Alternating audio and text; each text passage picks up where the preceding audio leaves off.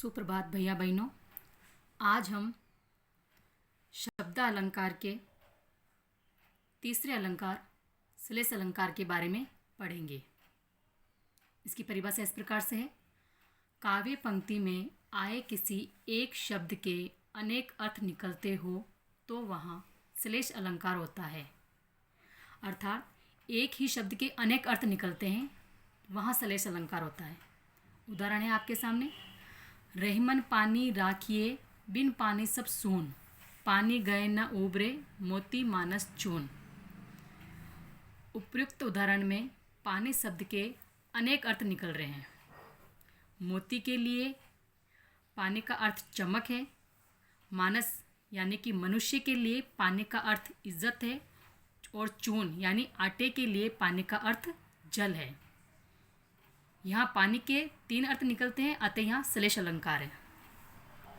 दूसरा उदाहरण है। सुवर्ण को ढूंढत फिरत कवि कामी चोर। उपयुक्त उदाहरण में सुवर्ण के 3 अर्थ निकलते हैं। कवि के लिए सुवर्ण का अर्थ होता है सुंदर वर्ण, अर्थात कवि हमेशा सुंदर वर्णों की कविता को करने के लिए लालयत रहता है या सुंदर वर्ण को ढूंढ करके अपनी सुंदर कविता का निर्माण करता है।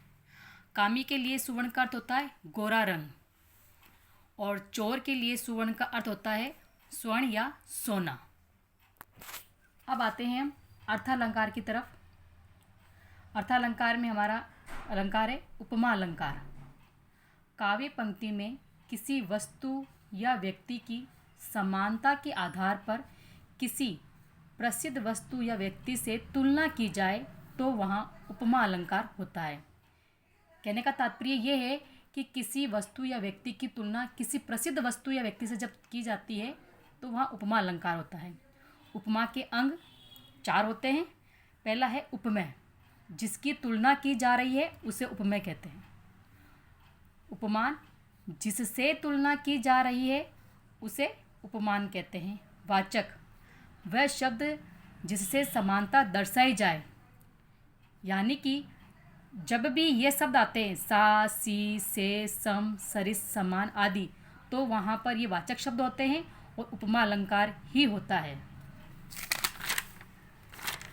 साधारण गुण धर्म, यानी जिस समान गुण जिसके आधार पर तुलना की जाए, यानी दोनों में एक समान गुण जिसके आधार पर तुलना की जाती है।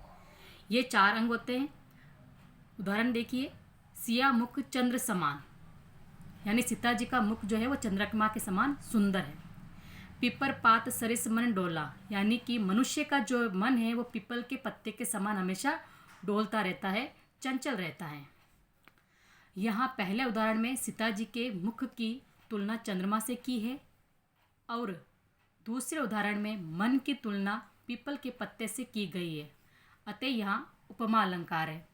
और आपके सामने देखिए ये वाचक शब्द भी आया है समान और यहाँ सरिस, ये इसकी पहचान है उपमा अलंकार की। फिर आता है रूपक अलंकार, जहाँ उपमेय पर उपमान को अभेद आरोपित किया जाए, यानी कि बिना अंतर समझे ही आरोपित किया जाए, या उपमेय व उपमान को एक ही मान लिया जाए तो वहाँ रूपक अलंकार होता है। कहने का तात्पर्य है कि उपमेय और उपमान में कोई अंतर नहीं होता है, दोनों में और उपमेय को ही उपमान मान लिया जाए तो वहाँ रूपक अलंकार होता है। उदाहरण इस प्रकार से है। चरण कमल बंदो हरिराई, चरण सरोज पखारन लागा।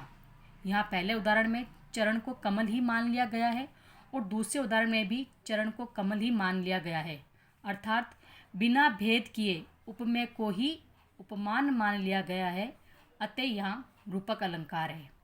आज हम यहाँ तक पढ़ेंगे। धन्यवाद।